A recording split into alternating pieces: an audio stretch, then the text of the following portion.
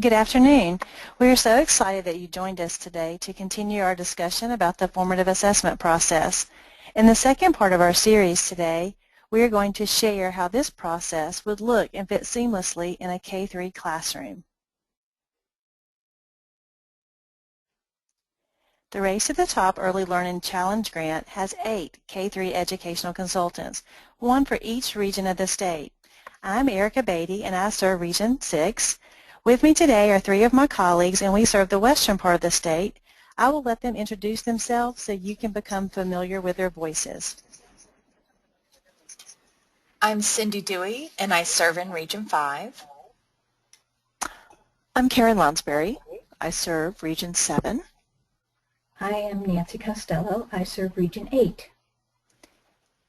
And Dan Tatro joined us during our live webinar on October 8th. Unfortunately, we encountered some difficulties with technology, so this is being recorded at a later date. However, Dan is unable to join us today, but he was able to provide us with answers to the questions that were asked from the participants during the webinar. So today, Karen Lounsbury will provide the same answers that Dan originally gave during the live webinar.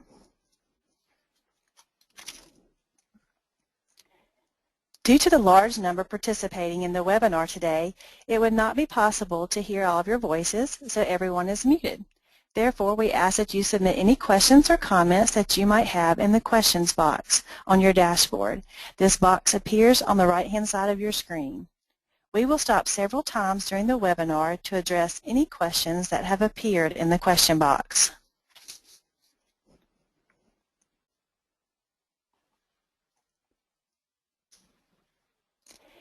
In August, our colleagues from the East team, Carmela Fair, who is the NC Falcon Coordinator at the North Carolina Department of Public Instruction, and Margaret Heritage, a Senior Scientist at West Ed, conducted Part 1 in a 3-part series on formative assessment. The webinar focused on the goals listed on the screen.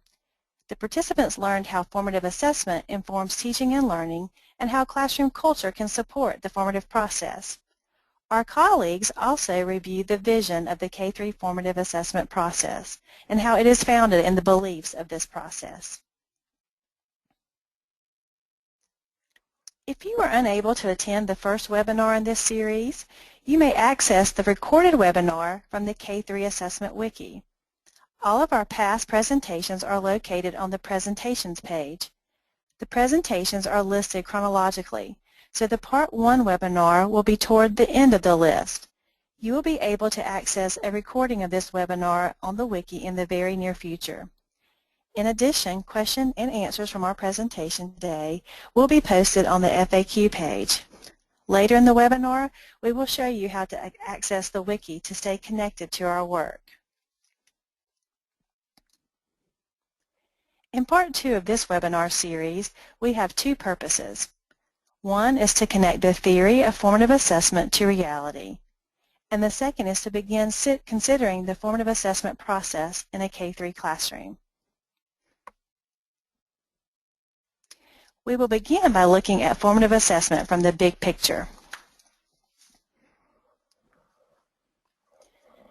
When formative assessment became a new buzzword among educators, I remember thinking, does anyone do all of these things in my school building? Does anyone set a purpose or a learning target, check for understanding through various means, provide opportunities for teacher and peer feedback or self-assessment, and then use that feedback for the next steps in instruction and learning? Then I thought, yeah, the PE teacher and music teacher does that all the time. Whether he or she is teaching a group of kids how to hula hoop or play crab soccer, the PE teacher sets the purpose for the class. The students usually come in and the teacher explains what skill or game they will work on and then tells why. For example, I've heard a PE teacher say, we're going to play crab soccer today.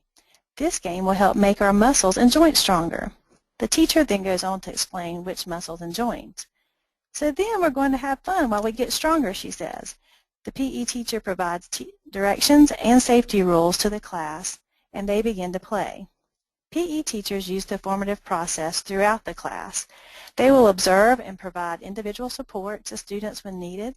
You will also hear them provide descriptive, positive feedback to students like, way to use your shoulder and back muscles to hold up your body, Erica. When needed, they will even stop the whole class and provide descriptive feedback. For example, you might hear them blow their whistle and say, "Okay, boys and girls, I see some of you with your bodies dragging on the floor during the crab walk. You need to use your muscles and hold up your body. The only things that should be touching the floor are your hands and feet." Most PE teachers even get on the floor and model the directions he or she just provided. They also will have students' peers help by saying, "Look to the student on each side of you and check to see if they are using their muscles correctly. If they are, tell them good job. If they aren't, see if you can help them or encourage them." Same thing happens with music teachers. PE and music teachers do a fabulous job of setting a purpose, then observing and gathering evidences of learning, providing feedback during the lesson, and after the lesson using this information to guide the next lesson. This description means assessment for learning. Now let's look at the difference between assessment for learning and assessment of learning. The picture on the left is a visual for assessment for learning. Assessment for learning is the use of a task or an activity for the purpose of determining student progress during a lesson or a block of instruction. Teachers adjust classroom instruction based upon the needs of the students. Similarly, students are provided valuable feedback on their own learning. On the right is a visual for assessment of learning. Assessment of learning is the use of a task or an activity to measure, record, and report on a student's level of achievement in regards to specific learning expectations. These are often known as summative assessments. The next few slides will continue to illustrate the difference in assessment for learning and assessment of learning. The picture on the left is another example of assessment for learning. Children are practicing and the coach or teacher is providing feedback to individuals or to the class or team. The teacher is also documenting areas that need additional instruction to prepare for the assessment, which will be an assessment of learning because a score is given. Again, the picture on the left demonstrates assessment for learning. Students involved in a science experiment as a class. The students are working and collaborating to explore the materials to complete the assignment. The teacher will provide questioning to encourage and stimulate their thinking. Peers will provide feedback on content, following directions, and will share their thinking for others to consider. The picture on the right shows assessment of learning. This child takes the skills learned and completes a science fair project. It becomes an assessment of learning because the student is being judged on his or her understanding of how well he used the scientific method to develop and conduct the project.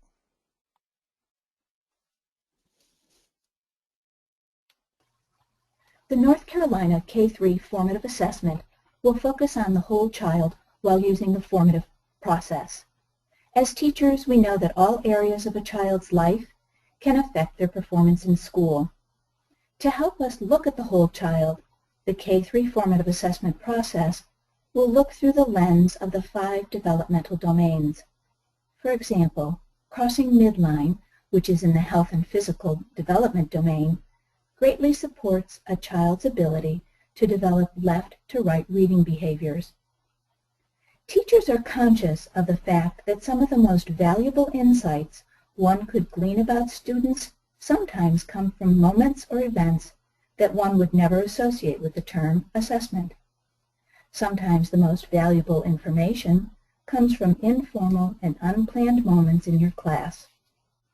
The resources being created by the K-3 Formative Assessment Design Team will help a teacher gather and document important evidences like we just described. At this time, Cindy, you can advance. Thanks.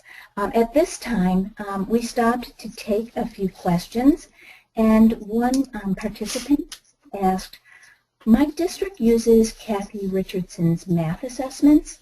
How does this fit into the K-3 formative assessment?" Karen, could you give us the answer, please? Sure, Nancy. Well, as with other published assessment materials, the data gathered using Assessing Math Concepts, or AMC, can be used as one source of evidence to learn about a student's learning status, along the object counting learning progression, and then determine next steps for instruction. And because this data is typically collected at one point in time, the teacher continues to observe children working and collect work samples, ask questions, etc., in order to understand what the children are able to do throughout the 60 days and beyond to tailor instruction in an ongoing manner, and then using the progressions to guide this progress. And the 60 days is what we use for the KEA formative assessment. Great, thanks, Karen. Another question we got from viewers during the live presentation, which Dan answered, the question was, what are some ways to assess for learning in my classroom? Karen, could you give us that answer as well? Well, sure. In a formative assessment process, the teacher collects evidences of learning that help identify students' learning status along a progression of development and learning. There are a number of different ways in which teachers can collect evidence of student learning. So, for example, a teacher can observe students as they are engaged in learning and then record what they see and hear by taking objective and anecdotal notes. And also, teachers can take photographs of students and or their work, or they can capture a short video using a tablet or a smartphone.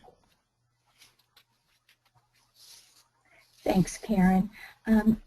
We will have another opportunity to hear some of the questions that we received during the live webinar in just a bit.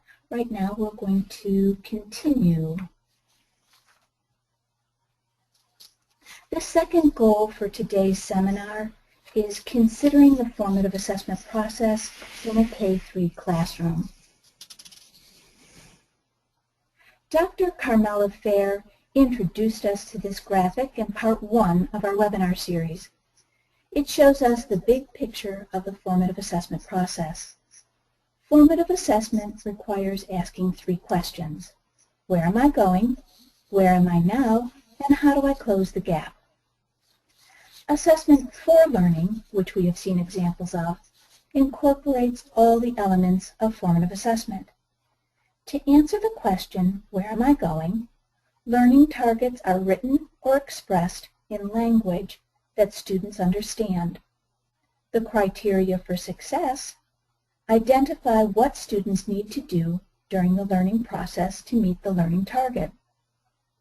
To answer the question, where am I now? The teacher and students collect and document evidence of learning. Evidence can be what students say, do, make, or write. Analyzing the evidence identifies where students are in their learning with regard to meeting the target, identifying a learning gap that may exist. To answer the question, how do I close the gap? Students are provided descriptive feedback and adjustments are made to instruction to help move learning forward. Descriptive feedback gives students information on where they are in their learning and how to reach their learning target. In the formative assessment process, students receive feedback from the teacher, from their peers, and through their own self-evaluation. Let us show you some other examples of what this looks like in the K-3 classroom. Cindy? Thanks, Nancy. So beginning with that first bubble where we were talking about learning targets and criteria for success, the first step is engaging students in developing learning targets. Learning targets reflect the learning that teachers expect students to achieve in an instructional sequence.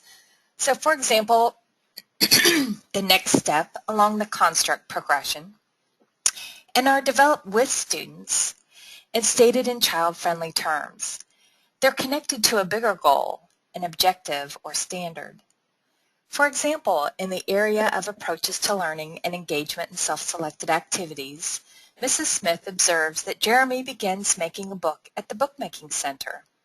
Then Josh comes over and says, "Hey, look at the cool lizard." After briefly admiring the lizard with Josh, Jeremy goes back to the bookmaking center and continues working on his book. Then it's time for lunch. After lunch, Miss Smith asks students to go back to their learning station and complete their tasks. Miss Smith notices that Jeremy wanders around the room rather than returning to his work. This is a good opportunity for Miss Smith to engage Jeremy in developing a learning target about engagement in self-selected activities. Doing so makes it clear to students where they need to go. It is important for students to know where they are going, and how to get there. As Nancy explained, students need to actively use these questions during the learning process.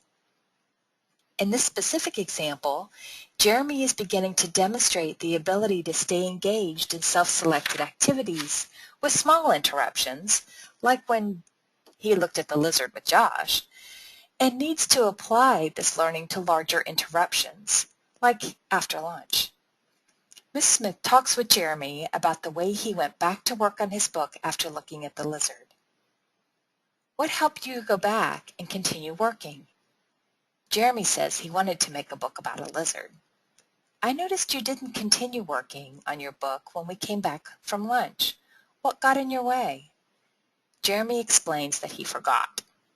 So together, they come up with a place to keep unfinished tasks when the class leaves for lunch so that Jeremy can easily find his work and begin working on the task when they return. They create a learning target together that uses this new strategy so he knows where he is going, using child-friendly terms. I can continue working after lunch because I can remember where I left my work.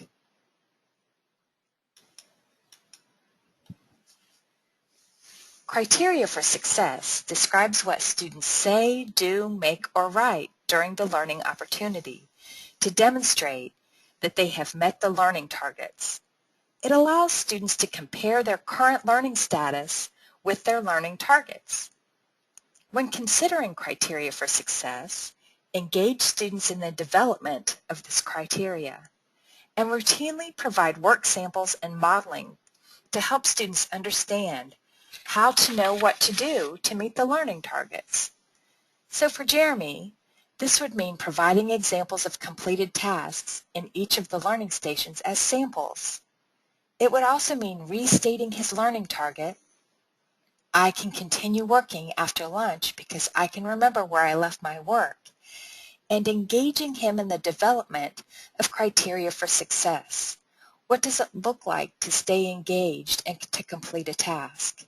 For Jeremy, it means beginning again after interruptions, like the lizard example, and returning to his bookmaking after lunch by remembering where he left his work.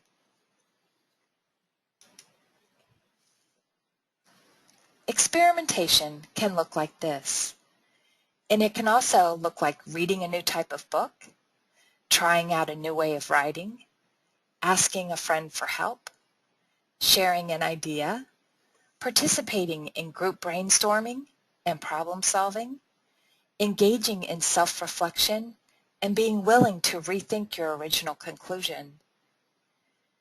We can encourage students to experiment by priming them to do so and setting up our classrooms as places where this kind of trying is an expectation. We can give energy and language to it. I noticed that you tried something new today. I like the way you are thinking that through and finding lots of different ways to solve the problem together. For Jeremy, that might mean trying new, different learning stations and using the new strategy he has learned to stay engaged in new contexts. Notice the green bubble. Learning targets and criteria for success is a part of the formative assessment process. In order for students to be able to answer the question, where am I going, we need to engage our students in the creation of clear learning targets and criteria for success that are stated in child-friendly terms. We also encourage experimentation in our classrooms so that students become active participants in their own learning.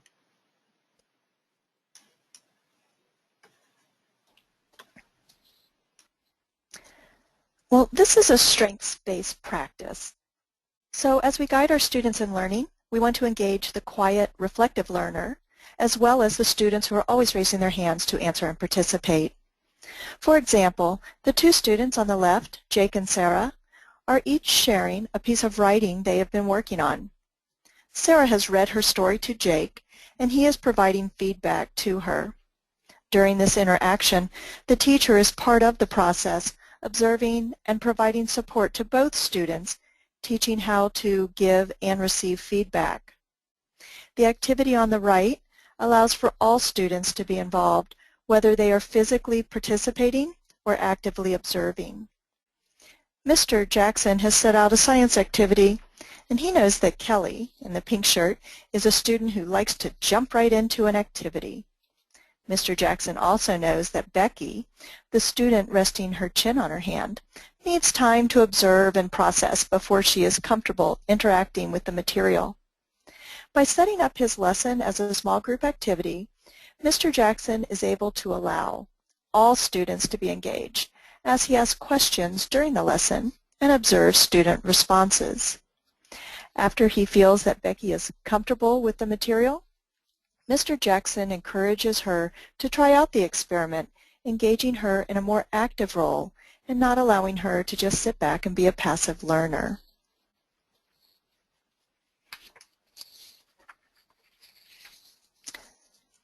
We also need to take our students' temperature during instruction to make small changes that enhance students' learning. So think back to Jake and Sarah sharing their writing. During writing workshop, each student has set a writing goal. That way they know where they are headed. And then as they work independently, each self-checks his or her work to see if they are moving towards that goal. During intentionally structured review time, the students receive peer feedback as well as teacher feedback. Now this is just one example, but checking for understanding occurs throughout the day in all content areas. The feedback provided by peers and teachers must be timely, descriptive, and understandable. It should also provide students with the opportunity to make adjustments based on the feedback they receive.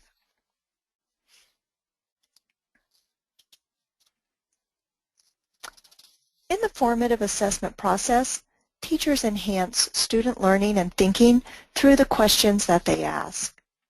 In the morning, Mr. Jackson noticed Alex and Jamal were at the Literacy Center talking about a new book that was added to the collection. Mr. Jackson encouraged the boys to think about a story he had read aloud to the class last week. And as they read the new book, think about how the two may be alike. And later that day, during the science lesson, Mr. Jackson asked the small group, "So, what do you think would happen if we added oil to the cup of water?" And while observing Elijah and Kelly solving problems at the Math Center, Mr. Jackson asked each student, "So, tell me how you came to that answer." By creating a classroom culture of curiosity and then safety in sharing their thoughts, Mr. Jackson is able to question students in a variety of ways that enhance student learning. So let's look at feedback just a little more closely. In this quote, Wormelli makes a point that feedback must be timely. Students need feedback while they are still focused on a learning goal, so they can act upon that feedback to improve their learning. The formative assessment process is ongoing and embedded in the teaching practice. Teachers pay close attention to students so they can make immediate adjustments in their instruction to change the student's path of learning to move toward the goal. Delayed feedback runs the risk of widening a learning gap. Descriptive feedback focuses on the strengths of the student's work and provides a suggestion for a next step. Feedback is clear and descriptive enough so the student knows what to do next while still allowing the student to do some thinking about his work. So consider the following descriptive feedback. First grader Jermaine is writing an opinion piece about Owl Moon. Jermaine has been working on writing concluding statements. The teacher offers the following descriptive feedback. Jermaine, we have talked about the 3 ways to write with a sense of closure: by sharing your thinking, a feeling, or by talking. And your story today concludes with how you feel. You wrote, "I like it because it makes me feel good." So Jermaine, I was wondering if you could elaborate on that. What was it that you liked and made you feel good? Perhaps you could write more about your feelings.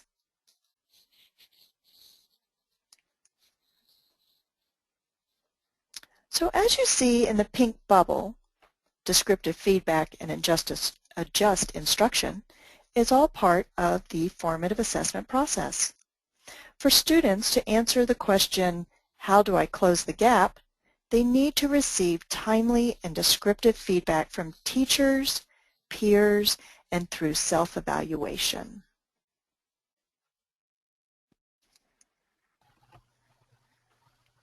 In the formative assessment process, teachers alone are not responsible for student learning. Teachers and students work together to share that responsibility. This may require a shift in teaching practices to allow students to assume more responsibility for their learning. The practice of self-evaluation and peer feedback requires purposeful instruction, consistent teacher modeling, and ample opportunities for student practice. For students to get from here to there, they need to learn how to self-monitor their learning and to self-regulate their progress. Or in other words, they need to be able to generate their own internal feedback. Self-evaluation is thinking about your thinking, or identifying what you know and what you don't know. Based on that, students plan what to do next to make adjustments to their learning so they can move toward their goal. These adjustments could include drawing a diagram to help in understanding a math problem, rereading a text to clarify the meaning, or seeking the help of a more capable person. Another way for students to get from here to there is for students to engage in peer feedback. Peer feedback deepens both students' understanding of their own learning. It requires students to internalize the goals and indicators within the context of another's work. In Jermaine's classroom, the teacher has students engage in peer feedback. Partners read and check each other's writing against a goal sheet listing the elements of opinion writing.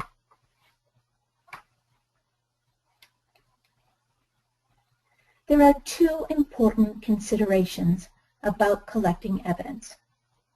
First, the evidence must be useful. The evidence collected should help teachers make decisions about where the student is currently in his learning in order to plan relevant instruction. Second, it needs to be manageable. Collect as much data as is needed to inform instruction.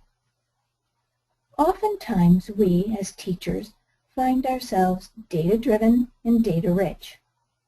Data is just a collection of information until we use it to make thoughtful decisions about instruction. Using data to plan for better instruction makes us data-empowered. To help with keeping evidence collecting manageable, the NCKEA and the K-3 formative assessment process will use a tool for collecting, organizing, and storing evidences of learning. This tool, from Teaching Strategies Gold, allows teachers to collect photos, video and audio recordings, and notes. A link to a YouTube video highlighting the app is located in the questions box. Part 3 in our webinar series will discuss more on how NCKEA pilots are using this tool and the formative assessment process in their classrooms. Evidence collected for the North Carolina Kindergarten Entry Assessment and the K-3 formative assessment process will help teachers to better understand the whole child. Evidences will be gathered in each of the 5 developmental learning domains. So we have come full circle with our examples of what the formative assessment process looks like in a K-3 classroom. With learning goals in mind, teachers gather, document, and analyze student learning to determine where students are toward meeting their goals.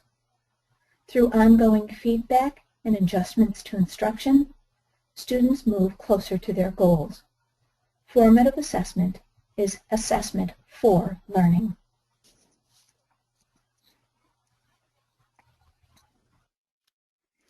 At this time, we would like to address the questions that Dan originally answered during our live webinar recording.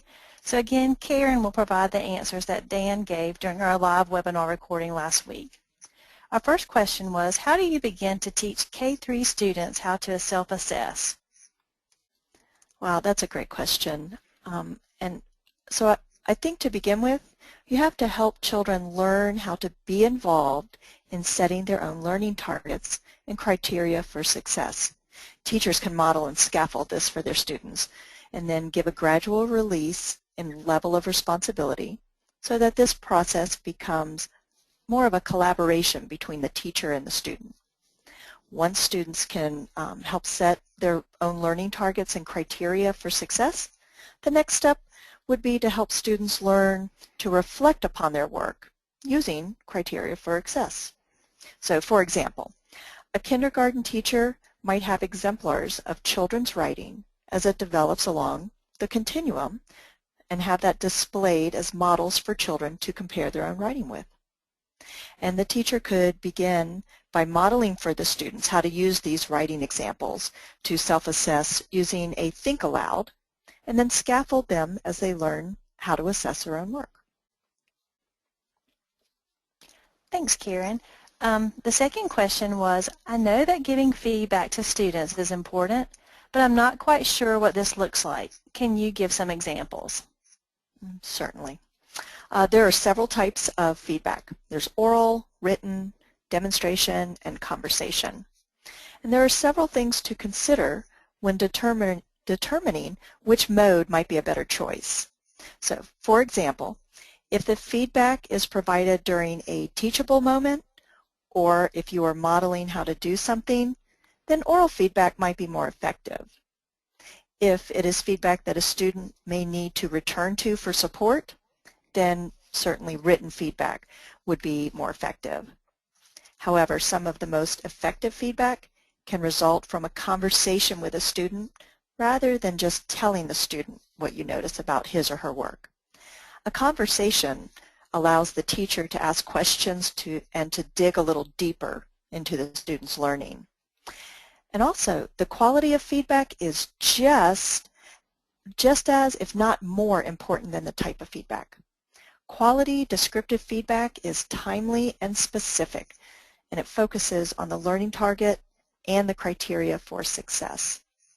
For example, after watching a student count a group of 10 Unifix cubes, and then they counted the 10th cube twice, the teacher might just say, I saw how you put your finger on each cube and moved it as you counted, and that's a great strategy for counting. But when you put your finger on the last cube, you said 10, and when you moved it, you said 11, counting it a second time.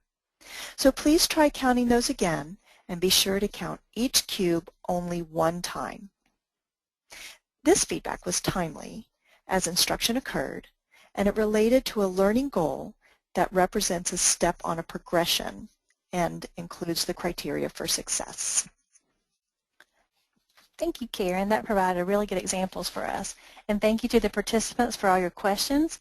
And just remember that our questions and answers will be posted to our wiki following the webinar. We encourage you to stay connected to the design and initial implementation efforts. One way to connect is by visiting our K-3 Assessment Wiki. Our wiki is located on the Department of Public Instruction's Wiki Central portal. Once on Wiki Central, look for the title with the 2 children holding hands, and the title is K-3 Assessments. Once you click the icon, you will find our Wiki homepage. As you review the contents, please know that the information about our work can be found by navigating the menu options on the left side of the Wiki page. The focus of today's webinar is on formative assessment. Additional information about upcoming webinars and presentations can be found by clicking Presentations. Additional resources and updates will be available under the Resources option. Answers to previously asked questions and questions that were not answered today can be found by clicking the FAQ. Another way to stay updated and connected is to join our listserv on the Wiki front page. From all of us on the K-3 Formative Assessment Process team, thank you for joining us today, and we look forward to building a relationship with you in the future. Part 3 of our webinar series on formative assessment is scheduled for December the 10th at 3:30. We hope you enjoy the rest of your afternoon, and again, thank you for your time.